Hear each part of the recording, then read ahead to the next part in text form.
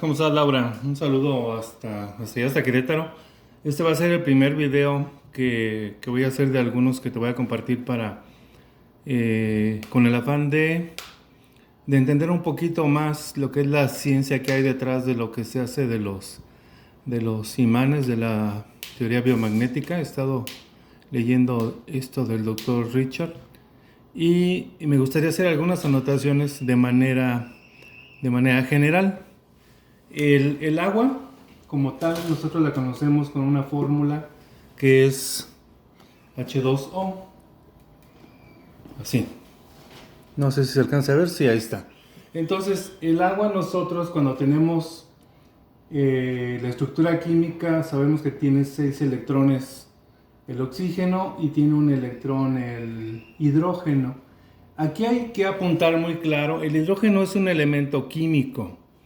El hidrógeno, como tal, como elemento químico en la tabla periódica, es 1, y el hidrógeno como elemento en la naturaleza es otro. Ahorita voy a hacer la anotación, y es un poco confuso en el libro del Dr. Richard esta diferencia.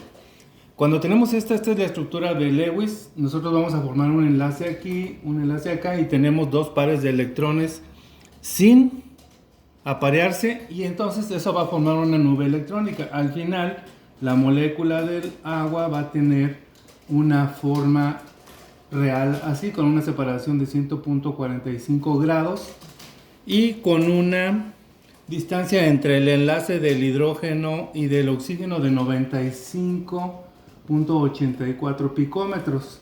Bueno, vamos a empezar con los detalles. Esto tiene un campo magnético asociado por los electrones libres, y entonces nosotros tenemos un dipolo negativo del lado del oxígeno donde tiene los electrones sin aparear y un dipolo positivo en los hidrógenos. Entonces tenemos nosotros ya ahí una partícula con una carga magnética que está utilizando sus cargas eléctricas. ¿Qué va a pasar si yo le acerco un imán a esta partícula? Bueno, cargas iguales se repelen y cargas opuestas se atraen. Un imán va a generar que esta molécula se cambie hacia la polaridad que tenga más cercana, ¿no? Ok. Un poco más. El agua tiende a disociarse. El agua no es una molécula que esté siempre unida, no. El agua se va a separar en lo que son los iones hidroxil y los iones hidrógeno. Aquí tenemos un detalle muy crítico. Este es un protón, o es lo que hace el ácido, y a esto nosotros lo malentendemos. No es hidrógeno como tal, ese es ácido. Entonces, en el argot químico, el pH se define como el logaritmo negativo de la concentración de ese protón en el agua. Eso es como nosotros entendemos la situación del pH. Voy a borrar un poquito esto para tener espacio y para seguir con la explicación. No tengo un borrador, no sé dónde lo dejé. Ustedes disculpen lo precario. Entonces tenemos nosotros que el agua se va a disociar en los hidroxilos y en los protones, que son los que van a dar el ácido. Nosotros vamos a tener unas reacciones en el agua, en las que vamos a involucrar electricidad. ¿Y qué es el problema que nosotros estamos viendo con esto de los pares biomagnéticos? En los pares biomagnéticos dicen que se genera ácido, se libera hidrógeno, se alcaliniza la célula. Ok, para eso necesitamos nosotros tener una reacción bioelectroquímica. Necesitamos tener electrones para que esa reacción ocurra. Bueno, aquí está la explicación. Si tenemos nosotros una situación ácida en el cuerpo, que la vamos a tener porque tenemos agua, si llegan